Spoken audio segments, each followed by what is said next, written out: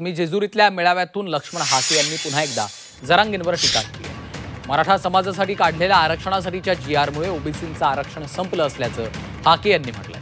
अनेक बोगस कुणबी प्रमाणपत्र काढल्याचा आरोपही हाकेंनी केला। तर पुढच्या निवडणुका मूळ ओबीसी विरुद्ध बोगस ओबीसी अशा होणार असल्याचं हाके यांनी म्हटलं आहे।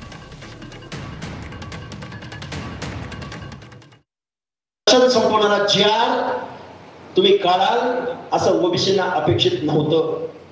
आम्ही तुमच्या मागे आलो याचा अर्थ असा नव्हे की तुम्ही आमचं आरक्षण संपवावं। आता परत एकदा सांगतो, उद्या पंचायत राजच्या निवडणूक आहे। आता ही येणारी निवडणूक मूळ ओबीसी विरुद्ध बोगस ओबीसी कुणबीकरणाद्वारे आलेला, आणि पुन्हा काय होणार ते सांगतो। पुन्हा होणार असं बोगस कुणबी विरुद्ध बोगस कुणबी, आणि तुम्ही जो खरा ओबीसी आहे तो 3ऱ्या क्रमांकाला, 4थ्या क्रमांकाला, 5व्या क्रमांकाला,